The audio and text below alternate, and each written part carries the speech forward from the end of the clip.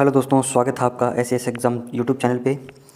दोस्तों, जैसे कि अपने क्लर्क टू ऑडिटर और एमटीएस टू ऑडिटर एग्ज़ाम के लिए अपने सिलेबस की चर्चा की है और उसकी प्रिपरेशन में अपने वीडियोस तैयार कर रहे हैं, उसकी प्रिपरेशन कर रहे हैं। तो दोस्तों, अभी एक दो दिन से देख रहा हूँ कि बच्चों के बहुत सारे कमेंट्स आ रहे हैं कि सर ये जो आप पढ़ा रहे हो इसकी पीडीएफ प्रोवाइड कीजिए। तो दोस्तों, इसका मैंने एक सॉल्यूशन निकाला है आपके लिए। एक टेलीग्राम चैनल मैंने तैयार किया है, ठीक है। उस टेलीग्राम चैनल का जो लिंक है वो आपको मैं कमेंट में शेयर कर दूंगा। तो आप वहाँ पे जाके उस टेलीग्राम ग्रुप को ज्वाइन करके चैनल से रिलेटेड स्टडी मटेरियल जितना भी है, जो भी मैं पढ़ाऊँगा उसकी पीडीएफ आप ले सकते हो। उसको भले प्रिंट करो, फ़ोन में पढ़नी है फ़ोन में पढ़ो, कंप्यूटर में पढ़नी है कंप्यूटर में पढ़ सकते हो, ठीक है। तो दोस्तों, आज अपने 2018 का जो पेपर था क्लर्क टू ऑडिटर का वो अपने डिस्कस करेंगे। कल अपनों ने 2014 का जो पेपर हुआ था वो डिस्कस किया था। उससे पहले इंग्लिश और कंप्यूटर के इंपॉर्टेंट क्वेश्चन जो इस एग्जाम्स में आए हुए थे, टोटल कितने क्वेश्चन 9 क्वेश्चन अपनों ने करे थे, उससे पहले अपनों ने उसका नोटिफिकेशन डिस्कस किया था, ठीक है। तो आज दोस्तों उसी कड़ी के अंदर 2018 का जो पेपर है वो अपने डिस्कस करेंगे। तो दोस्तों, इसमें आप देखिए पहला क्वेश्चन क्या है। Classified list of officers of Indian defence account service is termed as. दोस्तों, जो आईडीएस ऑफिसर्स का जो अपॉइंटमेंट होता है इंडियन डिफेंस अकाउंट सर्विसेज में, आईडीएएस जो आते हैं ऑफिसर्स, उनको दोस्तों एक लिस्ट बनती है क्लासिफाइड। उस लिस्ट को क्या बोलते हैं दोस्तों? पिंक लिस्ट बोलते हैं, ठीक है। तो आपको सीधा सीधा याद रखना है, पिंक लिस्ट इसका आंसर आएगा। क्वेश्चन नंबर 2 है दोस्तों, which office is responsible for issuing corrections to OM part 10। दोस्तों, कल मैंने आपको बताया था कि ऑडिट कोड के अंदर, अकाउंट कोड के अंदर कौन करेक्शन करेगा?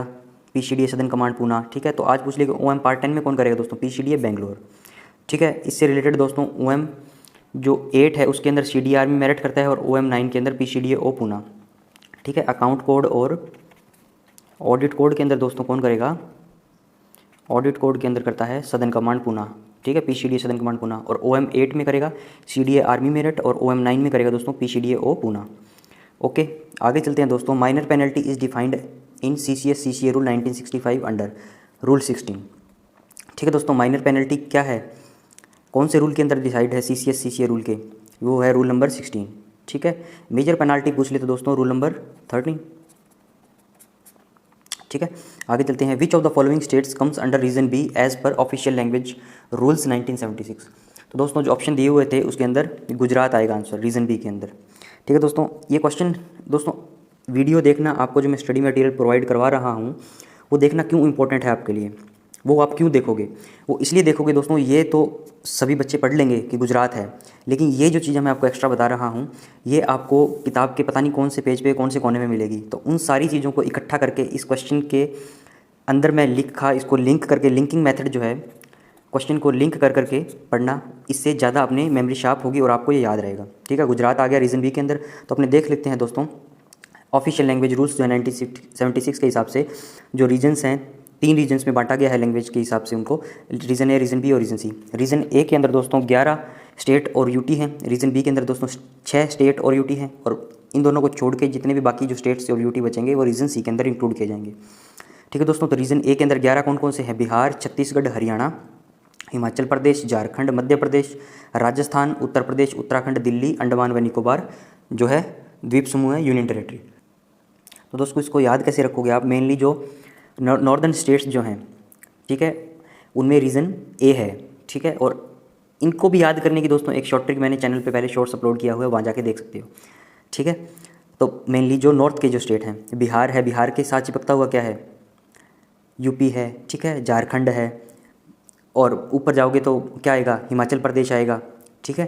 तो ऐसे करके आप दिल्ली आ जाएगा, ठीक है। दिल्ली किस में है? हरियाणा के आसपास वाला एरिया, ठीक है। तो ऐसे रीजन ए याद हो जाएगा। रीजन बी कैसे है दोस्तों? 6 स्टेट आएंगे इसमें दोस्तों गुजरात, महाराष्ट्र, पंजाब, ठीक है। पंजाब एक नॉर्दर्न स्टेट है लेकिन इसमें इंक्लूड हुआ है, पंजाब के अंदर ही इसका चंडीगढ़, फिर दमन व दीव, दादर व नागर हवेली, ठीक है। ये 3 यूटी है इसमें। इसको कैसे याद रखोगे? रीजन बी को 3+3 का रूल, 33 का रूल। रीजन बी में 33 का रूल लागू होगा। 3 स्टेट हैं, 3 यूनियन टेरेटरी हैं। स्टेट कौन कौन से? गुजरात, महाराष्ट्र और पंजाब। और यूनियन टेरेटरी कौन कौन सी है? चंडीगढ़, दमन व दीव, दादर व नागर हवेली, ठीक है। और रीजन सी के अंदर दोस्तों क्या आएगा? बाकी जो इनको छोड़ के जितने भी स्टेट आ गए इनको याद रखो, इसके अलावा कुछ भी आ गया तो उसको रीजन सी से टिक कर देना आपको, ठीक है। मान लो सदर्न स्टेट जो है कोची है, केरल है, ठीक है, आंध्रा है, ठीक है, कर्नाटका है, गोवा है, वो किस में आ जाएंगे? रीजन सी में आ जाएंगे, इन बाकी को छोड़ के। ओके, आगे चलते हैं दोस्तों। अगला क्वेश्चन क्या है देखिए, prescribed examination for Hindi in offices of DAD. DAD के ऑफिसेज में दोस्तों कौन सा एग्जामिनेशन है हिंदी के लिए, कौन सा प्रेस्क्राइब्ड एग्जामिनेशन है दोस्तों, इसका नाम है प्रज्ञा। ठीक है, सीधा सीधा याद रखने वाली चीज़ है। और आपको इसकी अथॉरिटी चाहिए तो दोस्तों ये चीज़ें आपको नहीं मिलेगी क्वेश्चन पेपर में। क्वेश्चन पेपर में आंसर भी नहीं मिलेगा और दूसरा ये अथॉरिटी मिलना तो बहुत मुश्किल की बात है, मतलब नामुमकिन ही है। तो इसलिए आप वीडियो देखें, अथॉरिटी देखें, फिर रूल नंबर 10 की बुक के अंदर निकाल के देखें, वेरीफाई करके देखें कि मास्टर सही पढ़ा रहा है कि नहीं पढ़ा रहा। ठीक है, क्या पता गलत ही पढ़ा रहा हूँ। ठीक है, तो आपको वेरीफाई जरूर करना है। रूल नंबर 10 निकालना है ऑफिशियल लैंग्वेज रूल का, 1976 का बुक उठाइए और उसके अंदर प्रज्ञा लिखा हुआ है लाइन कि prescribed examination for Hindi in offices of the defence account department is Pragya, not other than Pragya. ठीक है, प्रज्ञा आंसर आएगा इसका। तो देखिए आगे चलते हैं दोस्तों। अगला क्वेश्चन है, to whom all change in prescribed forms and procedure for maintaining accounts in DAD is referred to.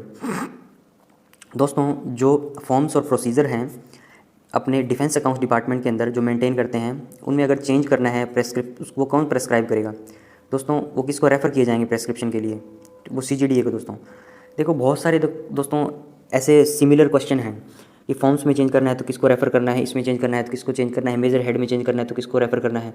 दोस्तों जहाँ पे DAD की बात आ जाए, DAD लिखा है हुआ आ जाए तो आपको CGDA आँख बंद करके टिक कर देना है वहाँ पे। ठीक है, ये एक जुगाड़ ट्रिक है। जहाँ पे DAD आ जाए, DAD में किसको प्रेफर करेंगे, DAD में किसको रेफ़र करेंगे, तो सारे केस जो है वो CGDA के पास जाएंगे। ठीक है, ये आपको याद रखना है, तोते की तरह रट लो इसको। ठीक है, DAD जहाँ पे भी लिखा जाए उसमें कुछ भी परिवर्तन करना होगा तो जो HOD के पास जाएगा, हेड ऑफ द डिपार्टमेंट कौन है अपने DAD का, CGDA साहब। ठीक है दोस्तों, आवाज़ थोड़ी सी मेरी डाउन लग सकती है क्योंकि गला ख़राब है मेरा। ठीक है, बाकी मैं मेरी पूरी कोशिश कर रहा हूँ। आगे देखिए दोस्तों, अगला क्वेश्चन है, name of the fund which is to meet unforeseen expenditure pending authorisation of expenditure by Parliament. दोस्तों ऐसा एक्सपेंडिचर, अनफोर्सीन एक्सपेंडिचर, आकस्मिक एक्सपेंडिचर कौन सा है जिसकी बाद में पार्लियामेंट से अपने ऑथराइजेशन उसको कर लेते हैं।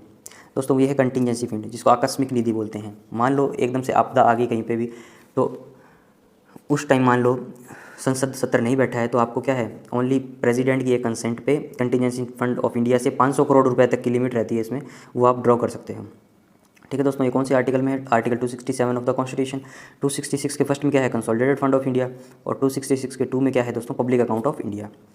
ठीक है दोस्तों, आगे चलते हैं दोस्तों। अगला क्वेश्चन क्या है, central account section of which bank या branch maintains complete accounts of central government and individual account of all civil ministry या डिपार्टमेंट। कौन सा होगा दोस्तों, सेंट्रल अकाउंट सेक्शन। नाम आपने देख लिया CAS, तो RBI नागपुर लगा दो आंख बंद करके। ठीक है, RBI नागपुर किसका मेंटेन करता है, सेंट्रल गवर्नमेंट, और इंडिविजुअल अकाउंट किसके, सिविल मिनिस्ट्रीज़ के। ठीक है, सिविल मिनिस्ट्रीज़ के इंडिविजुअल अकाउंट जो है वो मेंटेन करता है। दोस्तों इसी के साथ ही एक क्वेश्चन है बोनस में, all India consolidated compilation defence services receipt and charges कौन बनाता है, EDP section of CGDA new Delhi के अंदर। ठीक है, ये याद रखोगे तो ये याद रखोगे। अभी 2 मिनट बाद मैं आपको ये तीनों एक और इसमें लाइन ऐड करके 3 सवाल एक ही जगह पर करवाऊंगा। ठीक है, ताकि आपको याद रहे, कन्फ्यूजन नहीं हो। ठीक है, इससे पहले अपने अगला क्वेश्चन देखते हैं। हु प्रिपेयर्स, क्वेश्चन है who prepares annual finance accounts of the central government including defence services. दोस्तों क्या है क्वेश्चन, दोबारा पढ़िए, who prepare annual finance accounts of the central government including defence services.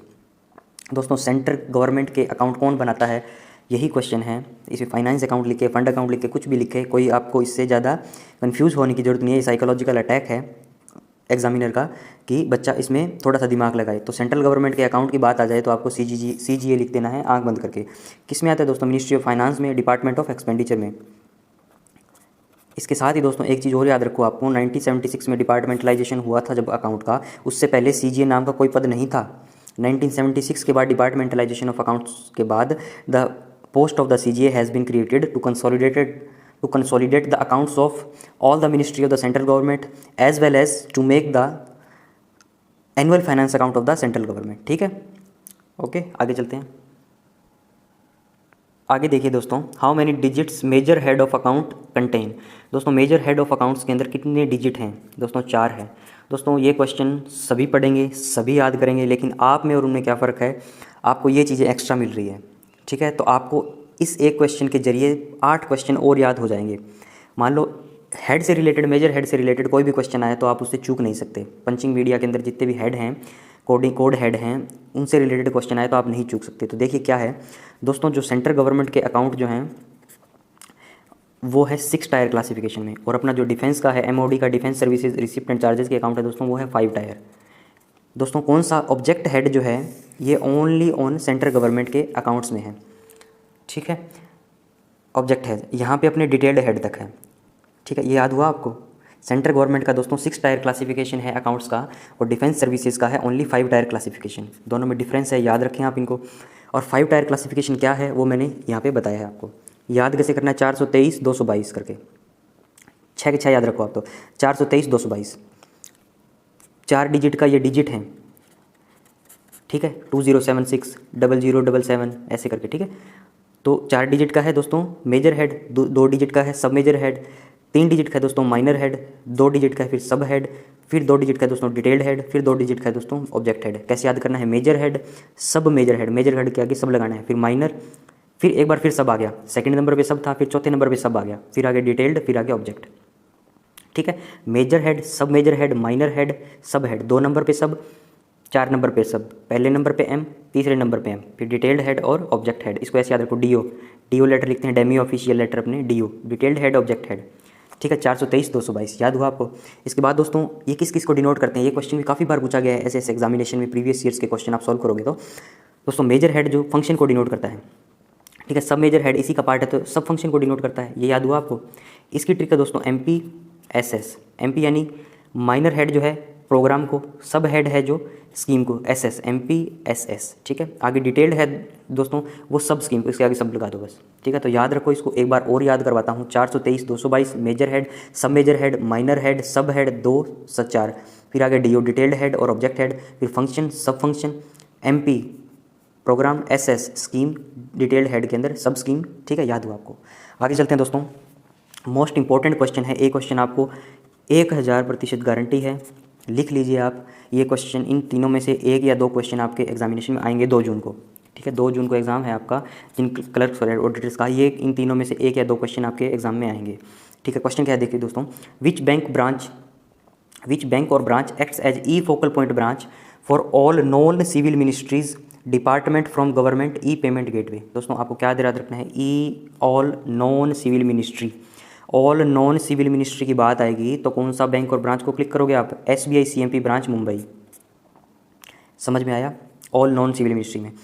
Authority क्या है, अकाउंट कोड का para number 95 जाके देख लेना, ये लाइन साफ साफ लिखी हुई है उसमें, ठीक है। अगला जो दोस्तों पिछले 2 क्वेश्चन बताए थे, तीनों को मैंने यहाँ पे कंबाइन कर दिया। Maintain complete account of central government and individual account of all civil ministry. All civil ministry की बात आए, सेंट्रल गवर्नमेंट के अकाउंट्स की बात आए तो कौन सा, आरबीआई का सेंट्रल अकाउंट सेक्शन नागपुर, ठीक है, सिविल मिनिस्ट्री का। सेकंड दोस्तों, all India consolidated compilation of defence services receipt and charge, इसमें डिफेंस सर्विसेज आ जाएगा। डिफेंस सर्विसेज जहाँ पे आ गया, ईडीपी सेक्शन करना है, अपने ही डिपार्टमेंट की बात होगी, EDP section of CGDA New Delhi, defence services की बात आई, ऑल इंडिया कंसोलिडेटेड कंपाइलेशन की बात होगी। तीसरा है दोस्तों EFBB for all non civil ministry, जो भी मैंने बताया है, EFBB e focal point branch for all non civil ministry, इसका क्या जाएगा, एसबीआई सीएमपी ब्रांच। याद हुआ, दिमाग में गया कुछ। सिविल मिनिस्ट्री की बात आएगी तो RBI CS Nagpur, defence services की बात आएगी EDP section of New Delhi और EDP section of CGDA New Delhi, और नॉन सिविल मिनिस्ट्रीज की जब बात आएगी एसबीआई सीएमपी ब्रांच मुंबई, ठीक है। तो दोस्तों इन तीनों पॉइंट को तोते की तरह रट लो और बार बार लिख लिख के याद करो, ठीक है। आगे चलते हैं। आगे देखिए दोस्तों, एमआरओ स्टैंड्स फॉर, एमआरओ की फुल फॉर्म पूछिए, मिलिट्री रिसीवेबल ऑर्डर। दोस्तों ये सारी दुनिया बता देगी, सारे बच्चे बता देंगे जितने भी डीएडी के अंदर हैं, ठीक है। लेकिन ये चीज़ें हैं दोस्तों, ये बहुत कम लोगों को पता होगी, जिसने एसएस एग्ज़ाम के वीडियो देखे होंगे उन्हीं को पता होगी। याद भी कर लेंगे तो दोस्तों भूल जाते हैं। मैं आपको हर वीडियो में जहाँ पे एमआरओ का नाम आएगा ये चीज़ें बताऊंगा ताकि आपको याद हो जाए, वापस बुक खोलनी नहीं पड़े, ठीक है। एमआरओ कितनी कॉपी बनता है दोस्तों, 3 कॉपी में। वैलिडिटी क्या होती है दोस्तों, 21 days from date of issue, 21 दिन होती है दोस्तों। जिस डेट के साइन होंगे उससे 21 दिन के भीतर इसको बैंक के अंदर जमा करवाना होगा, एमआरओ जमा करवाना होगा, उसकी वैलिडिटी है, ठीक है। दोस्तों मैंने कल एक बात बताई थी आपको, एमआरओ का क्वेश्चन जब मैं करवा रहा था उसके अंदर मैं चेक की बात बताई थी दोस्तों। चेक का मैंने बोला था कि 3 मंथ्स हैं इसकी वैलिडिटी, पहले 6 मंथ होती, तो 3 मंथ है दोस्तों। ये एक्सक्लूडिंग है जिस मंथ में सिग्नेचर किया हो, ठीक है। मैंने कल थोड़ा सा इसको अपडेट कर लेना, मैंने थोड़ा सा गलत बता दिया था। वैसे मैंने तारीख सही ली थी, एक से लेकर 31 तक, लेकिन आप ऐसे याद रखो कि चेक की वैलिडिटी है 3 मंथ की, और जो जिस मंथ में सिग्नेचर हुए हैं उस मंथ को एक्सक्लूड करना है, ठीक है। उसके बाद 3 मंथ होंगे, ठीक है। तो आगे चलते हैं दोस्तों। इसके बाद दोस्तों ये 3 कॉपी में बनता है, इसकी वैलिडिटी है 21 दिन की एमआरओ की फ्रॉम डेट ऑफ इश्यू। और दोस्तों OMRO, DMRO, TMRO, original MRO, duplicate MRO, triplicate MRO. दोस्तों ट्रिप्लिकेट का एमआरओ ऑफिस कॉपी रहती है। जो डिपॉजिटर जो डिपॉजिट करवा रहा है एमआरओ, उसके लिए ट्रिप्लिकेट कॉपी होगी जो ऑफिस कॉपी होगी। ओ एमआरओ और डी एमआरओ वो भाई साहब बैंक में लेके जाएंगे। डिपॉजिटर ने ओ और डी चेकी, ओ एमआरओ और डी एमआरओ दोनों कॉपियाँ ली, बैंक में गया। बैंक वाले ने क्या किया भाई साहब ने, ओ एमआरओ को ड्यूली रिसिप्ट किया और इसको वापस दे दिया डिपॉजिटर को। और डिपॉजिटर दोस्तों उसको कंसर्न्ड ऑडिट सेक्शन में भेजेगा। उसके बाद वो ऑडिट सेक्शन उसी रीजनल पीसीडीए या सीडीए के अकाउंट सेक्शन को सेंड करेगा, ठीक है। और जो डीएमआरओ जो था दोस्तों, ये बैंक रिटेन कर लेगा और ये उसको डायरेक्ट अकाउंट सेक्शन को भेजेगा, ठीक है। तो अकाउंट सेक्शन के पास दोस्तों duplicate copy of the MRO receive हुई और ओरिजिनल कॉपी जो थी उसके पास उस पीसीडीए या सीडीए के कंसर्न्ड ऑडिट सेक्शन से प्राप्त हुई। और अकाउंट सेक्शन के अंदर इन दोनों का रिकन्सिलेशन होगा कि मतलब भाई उसने 500 रुपये जमा करवाए थे, क्या वो सही करवाए थे, ठीक है, उसमें कुछ अमेंडमेंट तो नहीं कर दिया गया, ठीक है दोस्तों। तो ये आपको एमआरओ के बारे में इतनी बात याद रखनी है, इससे बाहर क्वेश्चन नहीं पूछा जाएगा। इसके बाद देखिए क्लास 2 पंचिंग मीडिया किसको डिनोट करते हैं दोस्तों, ट्रांसफर एंट्री को, ठीक है। तो क्लास 2 आ गया तो आप सारी क्लास याद कर लो। याद करने का तरीका बताता हूँ, 1 2 3 4 5 6 8 9, 7 नहीं है। ट्रिक क्या है, 1 to 9 एक्सेप्ट 7, टोटल हैं 8। याद कैसे करोगे, 1 2 3 4 5 6 8 9 ऐसे लिख लो 4 4 करके। पहले में cash cash, cash voucher cash account, cash voucher cash account. दूसरा है ट्रांसफ़र करना है सामान रेलवे के अंदर, ठीक है, ट्रांसफर एंट्री रेलवे बिल। तीसरा है दोस्तों आईडी सिविल का, एक डिफेंस का, ये सीआईडी शेड्यूल बोलते हैं, इसको डीआईडी शेड्यूल बोलते हैं। डीआईडी शेड्यूल कितने नंबर का होता है, 15 डिजिट का होता है, ठीक है।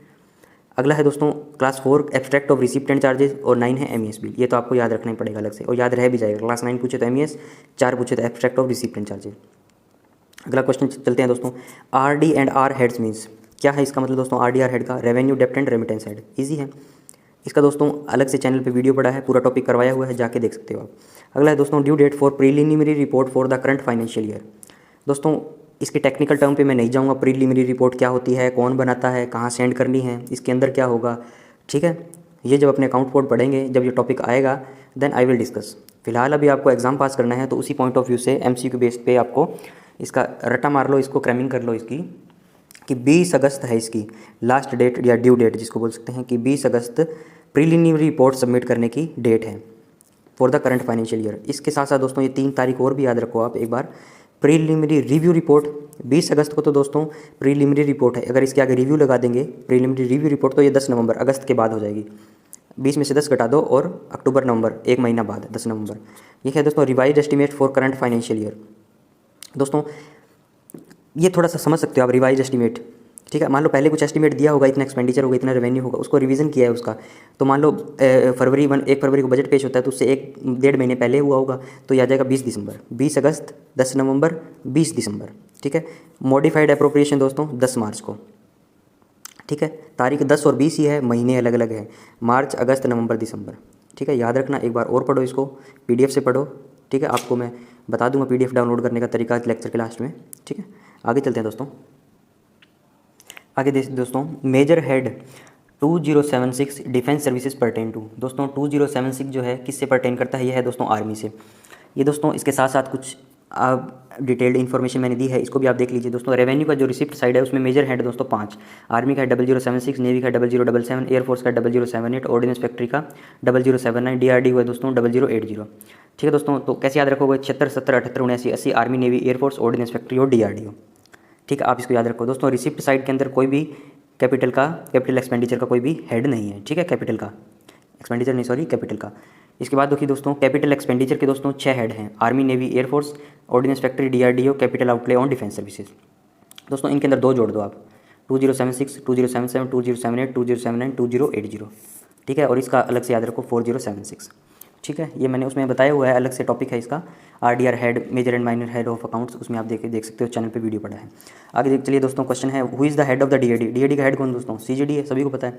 अगला है दोस्तों question, who renders advice to Raksha Mantri on all scientific and technology aspect of military operation and logistics. दोस्तों साइंटिफिक एंड टेक्नोलॉजी जब बात आ गई तो DDR&D डिफेंस रिसर्च,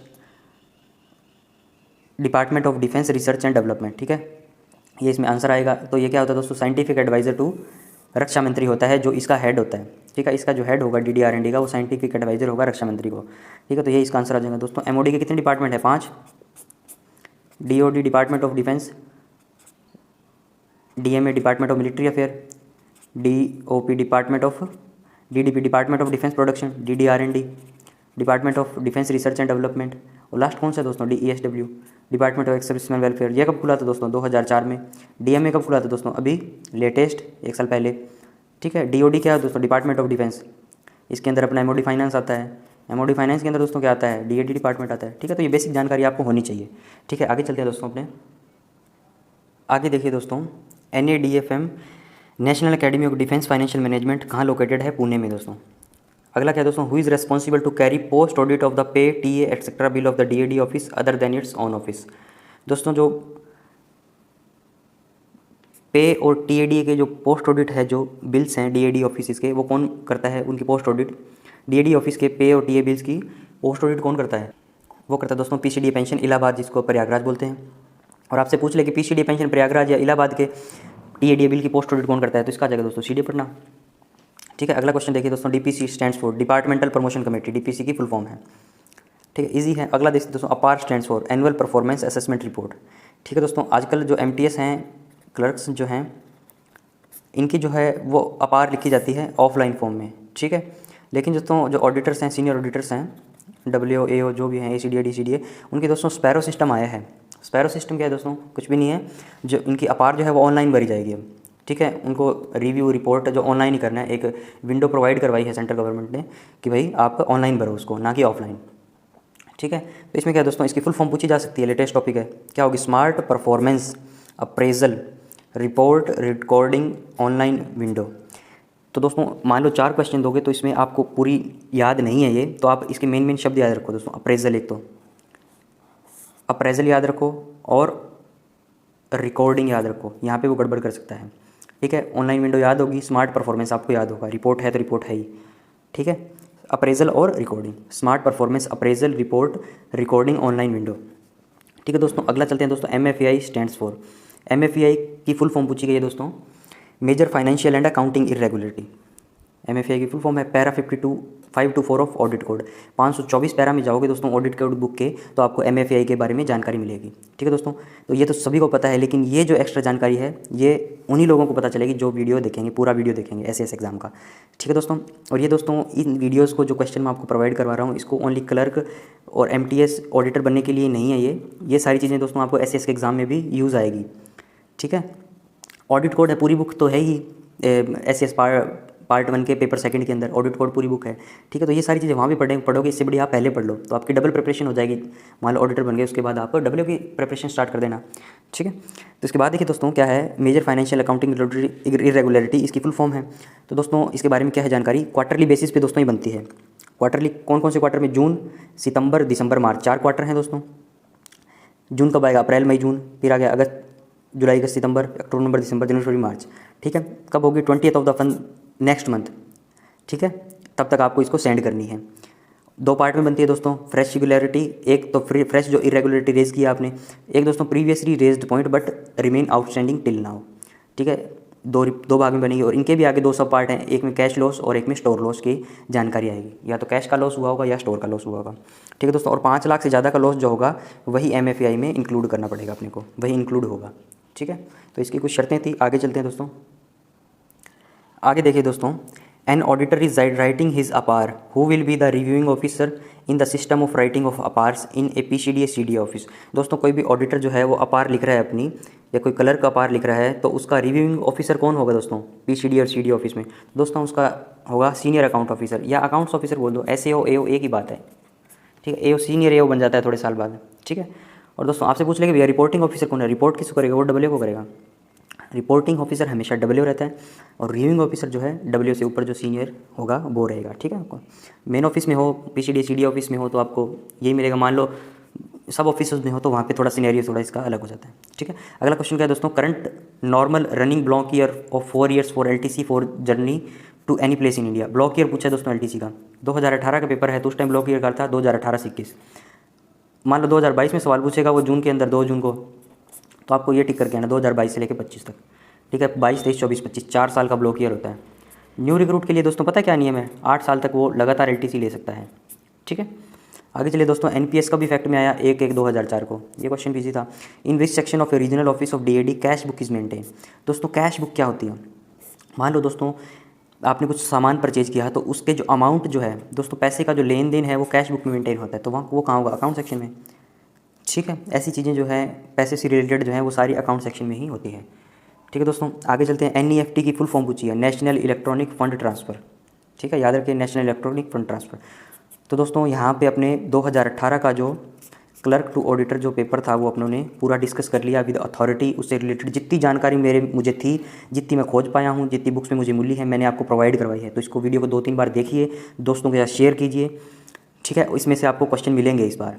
ठीक है, तो दोस्तों इस वीडियो को मैं यहीं रैप अप करता हूँ। और दोस्तों आपको जो इस की पीडीएफ जो है दोस्तों वो टेलीग्राम चैनल में मिलेगी। ठीक है, और दोस्तों इस चैनल का नाम क्या है टेलीग्राम के, यहाँ पे लिख रहा हूँ मैं, पीडीएफ एसएएस एग्ज़ाम। दिख रहा है आपको? कैपिटल में है पूरा। ये आप सर्च करोगे जब टेलीग्राम पे पीडीएफ एसएएस एग्ज़ाम, इसके अंदर आपको इसकी पीडीएफ मिल जाएगी। और इससे जो प्रीवियस मैंने सारे जो लेक्चर अपलोड किए हैं उन सब की पीडीएफ मैं प्रोवाइड करवाऊंगा। ठीक है, थोड़ा सा मुझे टाइम लगेगा, 1 या 2 दिन लग जाएंगे। ठीक है, तो आप ये चैनल देख लीजिए दोस्तों, इसको ज्वाइन कर लीजिए। यहाँ पे आपको fully update, fully study material regarding SAS exam, regarding clerk to auditor exam, everything will be provided and we will prepare for the examination in a very enthusiastic manner. Thank you. Thanks for watching. Please like, share and subscribe to my YouTube channel.